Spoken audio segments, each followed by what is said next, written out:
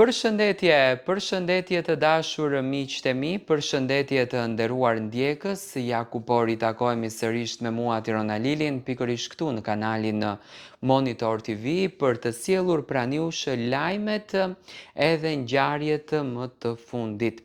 Do të flasim për një çift i cili sot e kësaj dite na mban mbërthyer për ekrani.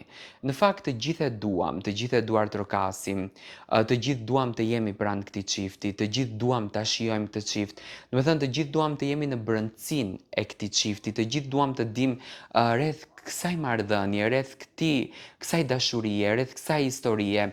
Dhe në fakt i vetmi që mund të jep informacione më të sakta në këtë raport jam unë. Flas konkretisht për Selin dhe Gimbo që folëm më parë, tani flas konkretisht për Kiarën edhe për Luizin.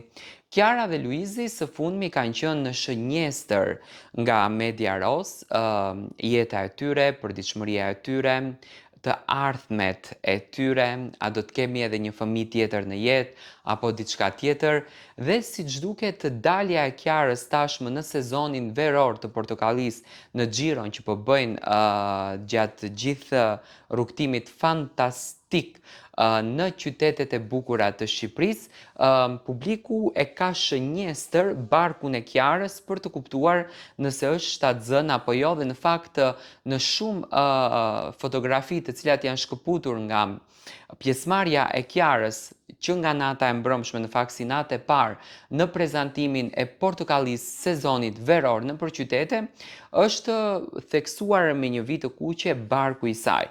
Tani, unë them që shumë herët, edhe nëse Kiara është shtatzën, për të kuptuar një lajm të tillë, por mendoj që shtatzania e Kiarës edhe Luizit është në planet e tyre, por nuk është në planin e kësaj vere.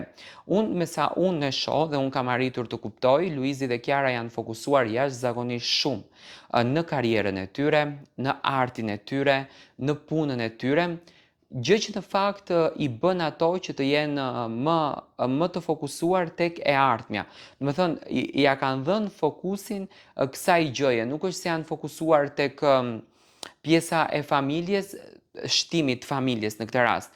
Derisa një çift është i martuar, me patjetër që do të mendoj edhe për shtimin familjar, sepse kjo është gjë më kryesore.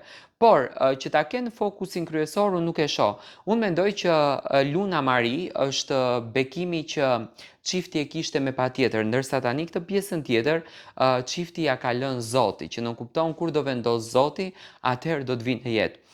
Unë pres nga Kiara që në fakt na jap një përgjigje, por nga ajo që unë po shoh dhe nga informacionet që unë kam, nuk më duket që Kiara është shtatzën.